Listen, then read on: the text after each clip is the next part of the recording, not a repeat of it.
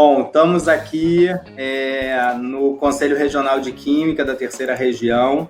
A gente está muito feliz, porque a gente teve ontem uma premiação que premiou a nossa engenheira química, Sônia Maria Menezes, que é química de petróleo, engenheira química de formação, química de petróleo na Petrobras. Foi ex-conselheira do Conselho Regional de Química aqui da Terceira Região. E ela recebeu ontem um prêmio de liderança das mulheres brasileiras, liderança das mulheres brasileiras em Química e Ciências na categoria Liderança na Indústria, que é oferecido pela Sociedade Americana de Química, em parceria com a Sociedade Brasileira de Química, SPQ, aqui no nosso país. Então, eu queria primeiro agradecer, Sônia, obrigado aí pela disponibilidade depois dessa premiação, estar aqui com a gente para conversar um pouco sobre o trabalho, as ações, como é que foi a sua carreira na área da engenharia química. Obrigado, tá? Muito obrigada a vocês, é uma honra estar aqui no Conselho, que sempre foi já foi a minha casa durante os tempos, continua sendo, porque enquanto ativo na Química, nós somos do CRQ, Com certeza. Então, eu queria primeiro, antes de mais nada, eu acho que tenho que te parabenizar. Parabéns por essa homenagem. A gente fica muito obrigada de ver uma mulher de destaque, uma liderança importante, principalmente na área da química, que eu acho que a gente precisa cada vez mais fortalecer a área da química e o papel que ela tem hoje no desenvolvimento, seja do Estado e seja do nosso país, com várias soluções para diversos problemas na academia e na indústria. Então, eu queria muito te parabenizar.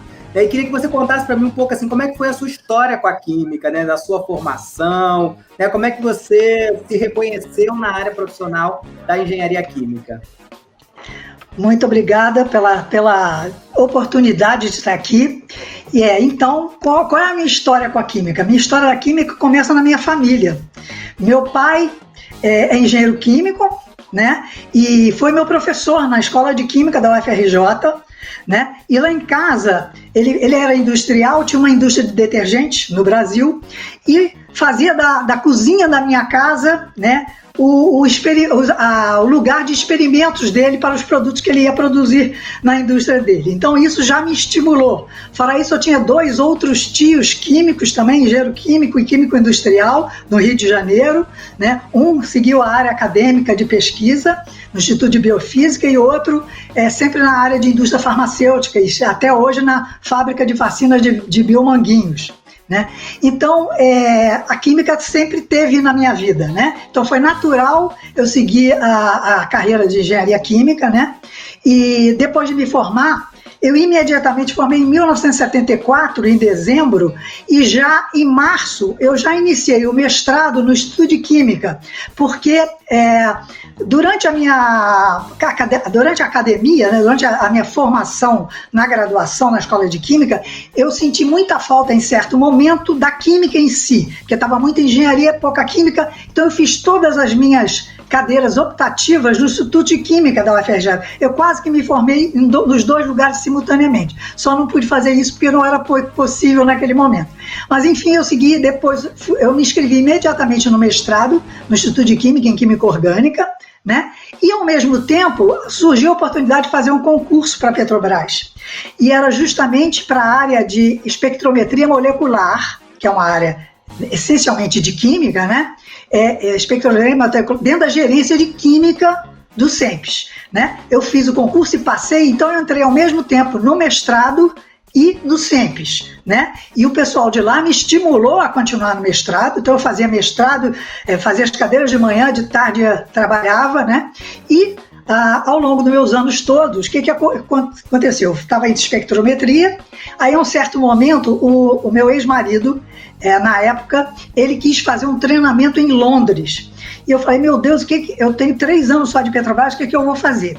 Aí eu comecei a olhar e ver que a ressonância magnética nuclear, que é a minha área de especialidade hoje, estava num crescendo muito grande, porque era uma área que a tecnologia tinha mudado, E essa tecnologia nova, eu achava que ia ser de grande importância para a Petrobras, pela leitura de artigos, etc. e tal, de aplicação dentro da Petrobras. Então eu fui na licença de investimentos com licença sem vencimentos para Londres, né? Uma filha pequena de 5 meses e mais uma bolsa de CNPq, onde eu me especializei em RMN. E aí eu trouxe isso para a Petrobras, né? E aí a minha incumbência, desde esse momento até os 45 anos que eu trabalhei lá, ou que eu estou trabalhando lá, que eu ainda não saí, né? Estou quase saindo, mas ainda não saí. Nesses 45 anos, a minha incumbência qual foi? Foi colocar a ressonância magnética nuclear, que eu convenci aos meus superiores a comprar um equipamento que é caro de manutenção, caro de investimento, né? Então eu tinha que dar respostas concretas a isso, né? Então a vida inteira foi a aplicação da RMN na indústria de petróleo. Essa foi a minha relação com a química o tempo todo, com a química analítica especificamente, né? E com todas as outras áreas de química analítica, porque na realidade a gente é um quebra-cabeças, que a gente vai montando e vai dando as soluções para a empresa, né? É isso. Sônia, o que é interessante dessa sua fala, eu acho que representa muito esse papel também, né, da pesquisadora, né, da química no dia a dia, que é essa relação que você fala também do seu papel como mãe, como... Exato. Né, você foi fazer a pesquisa, mas não deixou de fazer o seu papel de mãe tão bem também. Pois é, eu sempre falo que as mulheres não são em vez de, é além de. Então, todos os papéis que a gente assume é além do outro que você já assumiu, né? Para a sua vida ou para etc. Qual. É muito interessante, porque às vezes a gente vê muitas profissionais da química, principalmente aquelas no início de carreira, né? Que falam assim, mas eu não vou conseguir fazer um mestrado, um doutorado, porque eu estou com filho e tal. Mas a gente percebe que essas grandes lideranças femininas, elas sempre conseguiram administrar isso bem, e isso vai no dia a dia, você não perde seu papel de mãe. Então, eu acho interessante essa experiência também ser compartilhada, porque a gente sempre fica nessa dúvida, né? Assim, como ser uma liderança na área que eu atuo, mas também não deixar de ser o meu papel como mãe, como pai, como filho, né? Eu acho que isso nunca a gente vai poder deixar de ser, né? Então, enquanto filhos, enquanto pais, enquanto avós, que é o meu caso agora, então eu tenho que atuar em todos esses segmentos, né? Às vezes até, durante uma época da minha carreira, eu acho que a gente até deixa de dar a atenção que a gente gostaria para mais para a família, porque você tem que lutar tanto por aquilo, né? Ou por um espaço de liderança, que você até deixa, às vezes, de atuar como mãe ou como avó, etc. e tal, como você gostaria que fosse, né? Exatamente, enfim, exatamente. E você falou... Há sempre um sacrifício, nada é assim, não tem almoço de graça, como a gente fala, né? Com certeza. E essa garra, essa determinação, assim, muito ter centralidade no que você faz, que faz com que você consiga administrar melhor esse tempo, né? Eu digo isso também, todo mundo tem 24 horas. Todo mundo tem um dia de 24 horas. A gente só precisa tentar se organizar dentro dessa dinâmica. Isso. E a prioridade, as prioridades, né? Então você tem aquele monte de pratinho no circo que você vai equilibrando todo mundo simultaneamente para ninguém cair. Com certeza. E nunca deixar também se dedicar ao trabalho, mas também se dedicar às famílias, porque nesse momento, por exemplo, de pandemia, a gente percebe o quanto é importante essa relação com a família, né? O quanto a gente tem que ter feito esse acolhimento, essa aproximação, isso é extremamente importante. Você ficar, eu digo isso, meus pais, por exemplo, eu não tenho visto eles, não tenho abraçado, assim, tenho visto até distanciamento e tal, mas eu não tenho abraçado mais eles. Isso faz uma falta imensa. Nesse momento a gente percebe isso, né? Exato. Você falou a questão do RMN, né? O trabalho especificamente que foi contemplado aí nesse projeto, ele envolve exatamente o uso da técnica do RMN. Explica um pouco para a gente sobre esse trabalho específico. Então, olha só, hoje, assim, ninguém entende RMN na Petrobras, você entende. Então, basicamente, você tem que procurar onde aquilo vai ser importante e aplicado, né? Olha, hoje, depois desses 45 anos, eu tenho certeza absoluta que a RMN atuou em todos os segmentos que a Petrobras atua, desde a exploração de petróleo, por exemplo, a análise de um querogênio para saber se aquele querogênio tem maturidade suficiente para gerar petróleo ou não, né? Passando por perfuração, produção, refino, transporte, produtos, qualidade de produtos, bioprodutos, processos e ainda mais recentemente a gente tem entrado em biotecnologia e até modificação do uso de CO2, captura de CO2, uma série de coisas assim. Então, por exemplo, eu posso citar, na década de 80, a gente atuou muito em nacionalização de produtos comerciais que eram comprados no exterior, né, para estimular a indústria brasileira a fabricar aqui de aditivos que eram usados na perfuração, na produção, no refino. Foram nacionalizados inúmeros produtos o pessoal vendia em dólar para a gente e eram coisas que passíveis de serem fabricadas no Brasil e a gente estimulou muito isso, né? Na outra década de 80, 90, né, a gente trabalhou muito em RMN para a caracterização molecular de polímeros que estavam sendo sintetizados no SEMPES e que iam sofrer um scale-up para a indústria petroquímica brasileira. E foram muitos, não foram pouco não, polietileno de alta densidade, polipropileno, poliisopreno, EVA, milhares de polímeros foram desenvolvidos no SEMPES e a gente deu um apoio muito grande a esses projetos. Outros também, caracterização de catalisadores, nós fomos pioneiros também em RMN no estado sólido no Brasil, né? Inclusive o nosso equipamento de alto camo e nova geração foi o primeiro a ser instalado no Brasil, né? E essa parte de sólidos permitiu a gente caracterizar os catalisadores que foram desenvolvidos no SEMPES para ser possível a instalação da fábrica carioca de catalisadores, que pertence à Petrobras, né? Mas que esse desenvolvimento permitiu isso. Quer dizer, eu como vários colegas, né, fomos treinados, porque isso foi um joint venture com a Axochemie na época, né, que transferiu a tecnologia para a Petrobras. Então, nós fomos à Holanda e tal, e eu fui à Holanda aprender a RMN dedicado a catalisadores de refino, que iam ser fabricados na FCC. Tá? Isso teve uma grande motivação também dentro do laboratório. Outro também, que eu posso citar, eu fui responsável analítica, tanto no RMN quanto em todas as áreas da química no SEMPES, que possibilitou o programa de biodiesel do Brasil ser lançado, porque a ANP na época não tinha um laboratório.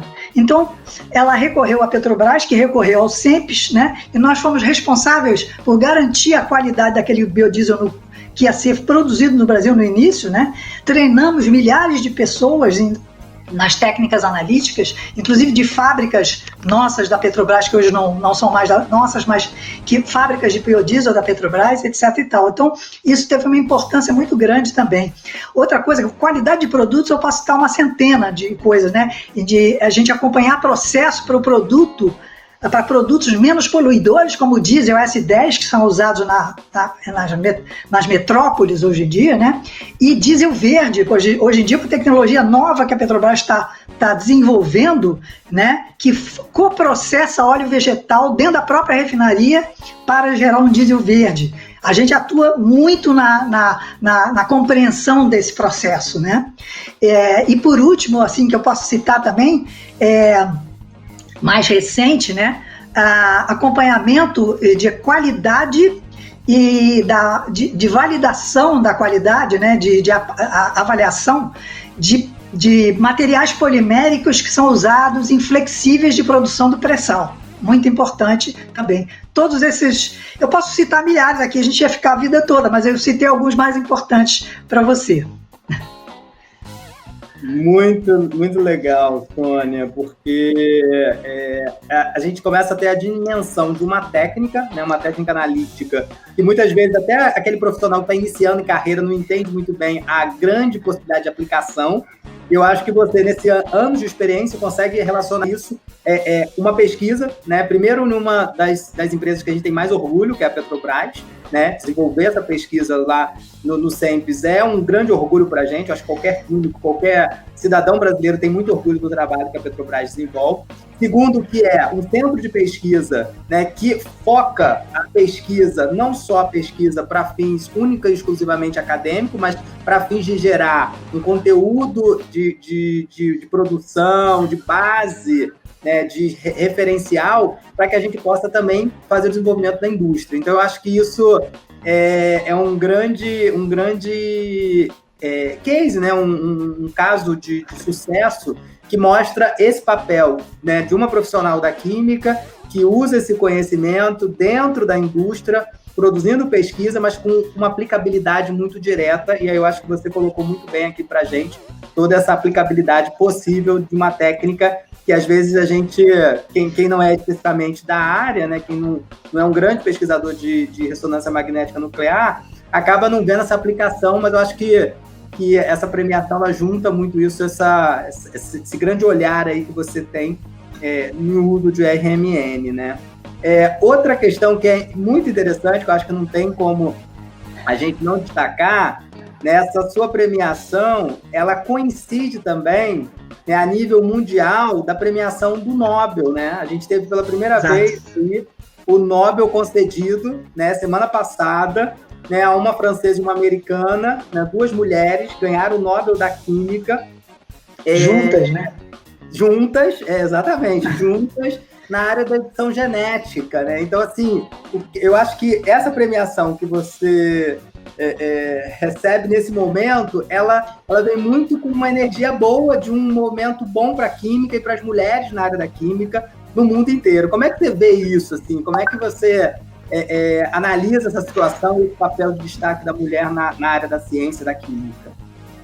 Esse prêmio, né, justamente, ele foca na mulher e na ciência, que são 2 coisas esse ano que eu acho, assim, muito importante. Primeiro que mulher, nós estando em casa com a família e dividindo com a família, aquilo que você já falou, né? A importância dessa pandemia que é para as mulheres que trabalham, mas também que tiveram desenvolver alguma sistemática para trabalhar online com criança em casa, muitas vezes, né?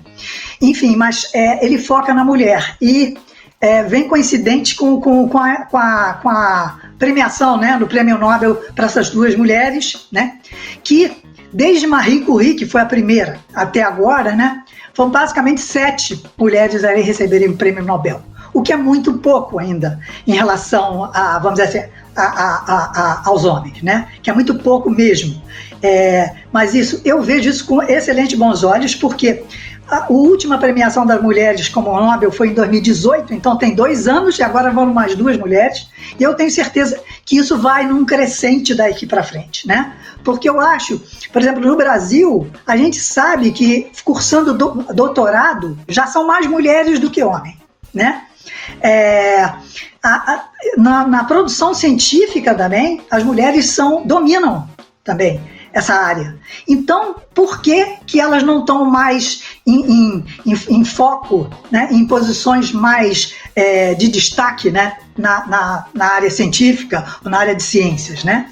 Bom, tem várias explicações para isso. Pode ser, por exemplo, a maneira de se premiar. A gente vai ter que mudar, talvez, né? Ou, por exemplo, incentivar no nível médio de escola já as meninas a área científica, né? E desmistificar isso, que não é uma coisa do outro mundo, que ela pode conseguir, né? Então isso são ideias para a gente reverter esse quadro, mas esse prêmio veio numa hora muito importante em que a ciência no mundo inteiro está em foco, porque é ela que vai dar a resposta, né, para a gente superar essa pandemia. É isso. Muito legal, Sônia. Aqui no Conselho também, a gente já teve vários momentos de participação até mais representativa e menos representativa das mulheres. Hoje, se você contar entre os conselheiros, né, homens e mulheres, titulares e suplentes, a gente tem 1/3 ainda são mulheres, mas já chegou a ter uma mulher nessa representação. Hoje a gente tem 6 mulheres de 18, né, conselheiros entre titulares e suplentes, ou seja, também há um aumento dessa participação, porque a gente precisa estimular isso aí, cada vez mais. Com certeza.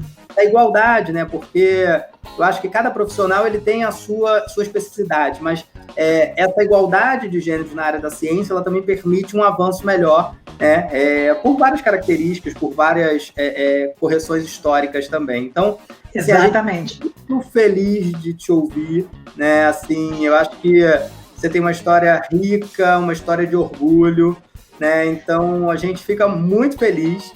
E a gente, assim, aqui no Conselho Regional de Química, né, às vezes as pessoas não entendem muito bem o que é um conselho profissional, faz uma confusão entre o papel de um sindicato, por exemplo, dos profissionais, com a atuação de um conselho profissional, né? A gente, nesses últimos anos, a gente tem tentado fazer uma aproximação maior do conselho desses profissionais, mostrando a importância que a gente tem, né, na proteção da sociedade. E aí a gente fez vários destaques aí, esse ano principalmente, na questão da água, da SEDAI, da geosmina, né, que afetou todos, e a gente tentou fazer Exatamente.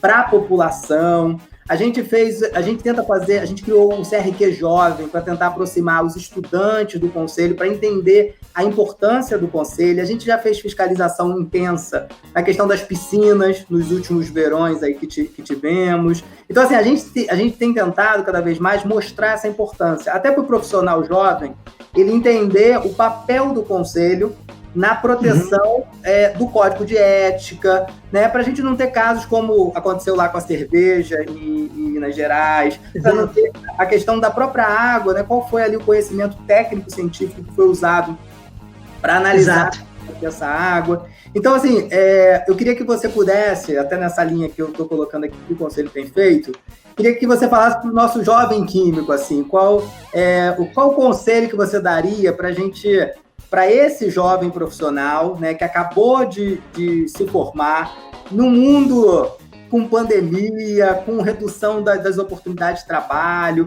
com o Rio de Janeiro cada vez perde indústria, né, para outros estados, que a gente tem que fazer essa retomada.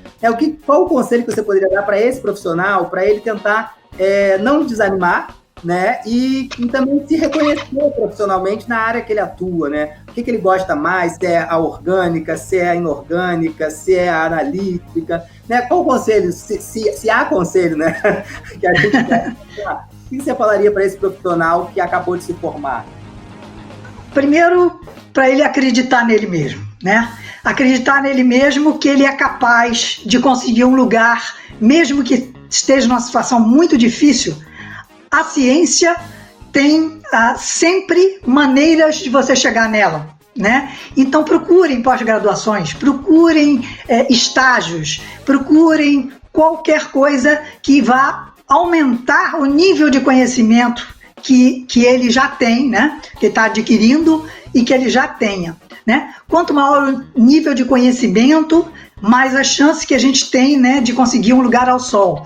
Então, se mantenha informado, faça uma pós-graduação, sempre é bom para a gente adquirir um outro patamar de conhecimento, né? E não desanime realmente, né? Vá atrás de pesquisa, de projetos que sejam feitos junto com a indústria, de indústrias que estejam querendo renovar as suas áreas de atuação, né? Isso tudo a gente consegue via internet, via tudo isso que eles sabem muito bem procurar, né? Mas a maior questão é que eles acreditem em si mesmo e no conhecimento que eles adquiriram. Muito legal, Sônia. Eu tenho, até complementando aí a sua fala também, até para compartilhar, né, que eu acho que é sempre importante. Na minha vida acadêmica, né, eu fiz Química Industrial, né, na Universidade Federal Fluminense, e eu fiz, durante 3 anos, iniciação científica na área de Química Orgânica. Trabalhava com síntese de feromônio, né? Sim. E aí eu fiz os 3 anos de iniciação, e depois, no final, eu fiz uma disciplina que era tratamento de água e efluente, que me direcionou para a área de tecnologia ambiental. Tanto que o mestrado e o doutorado eu fiz na área de tecnologia ambiental na COP, né, na engenharia química da COP, porque foi essa disciplina que me abriu um horizonte. Então, às vezes... Exato, às vezes é uma coisa, um professor, uma disciplina que te dá o gatilho para você sair em frente, né? Exatamente isso, porque assim, eu adorei ter trabalhado na área de química orgânica, né, com a síntese de feromônio, mas eu abri um outro horizonte para tecnologia ambiental, pensar em reatores biológicos, reatores físico-químicos, e fui trabalhar no mestrado e no doutorado, e hoje profissionalmente também atuo dando aula no Instituto Federal do Rio de Janeiro nas áreas de tecnologia ambiental. Então, às vezes é isso também, é perceber esse momento, e mais assim, às vezes você precisa ter algumas experiências para você reconhecer as suas áreas de atuação mesmo, né? Então, vezes eu digo que tem gente que fala assim, você fez 3 anos de química orgânica, por que você não continuou? Eu falei, não, porque foi uma experiência importante, me ajudou, mas foi aquela disciplina que abriu o horizonte. Então a gente também tem que estar muito suscetível a isso, né? Exatamente, aberto lá. Exatamente, é aberto às oportunidades, porque a área da química é ampla, você pode trabalhar desde a área de alimentos, petróleo, né, dentro de uma refinaria, na área de pesquisa, né? É muito amplo.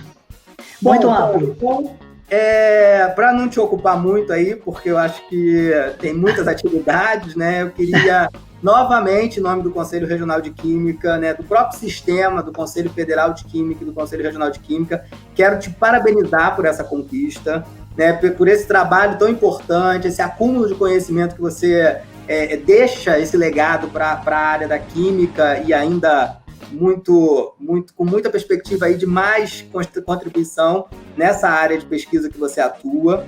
Queria estender também essa homenagem às outras 2 selecionadas para o prêmio. Sim, Ana Flávia e a Paola.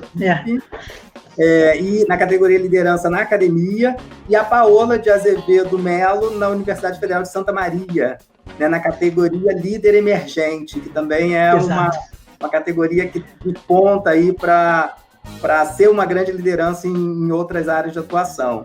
E queria, assim, parabenizar, aproveitar essa oportunidade, né, para parabenizar também as ganhadoras do Prêmio Nobel, porque eu acho que isso coincide muito com essa luta, né, das mulheres na área da ciência. E te desejar todo sucesso, que você possa continuar essa grande profissional que a gente tanto admira e sempre que puder estar aqui com a gente compartilhando um pouco desse conhecimento. Muitíssimo obrigado, Rafael, pela sua oportunidade ao CRQ3, tá? Eu também me junto a você a parabenizar a Ana Flávia, da Unicamp, a Paola, da Universidade Federal de Santa Maria, e as 2 Prêmio Nobel, porque isso é uma honra para nós, mulheres, né? Queria agradecer mais uma vez a American Chemical Society e a Sociedade Brasileira de Química por esse prêmio, porque muito me honra e quase que, assim, coloco a cereja do bolo na minha carreira profissional, tá? Muito obrigado mesmo por esse espaço e eu estou à disposição quando o CRQ precisar de mim. Obrigada. Maravilha. Obrigado a vocês também que estão acompanhando aqui a gente. Né? Isso foi mais um papo, uma troca de conhecimento importante. A gente vai continuar fazendo aí a todo momento, conversando com esses profissionais que a gente tem orgulho de fazer parte da área da química. Então, obrigado a você que acompanhou a gente e um grande abraço a todos. Fiquem bem, se cuidem, se protejam nesse momento aí tão difícil que a gente está vivendo. Grande abraço. Exato. Muita saúde a todos. Obrigada. E amém. Tchau, tchau. Tchau.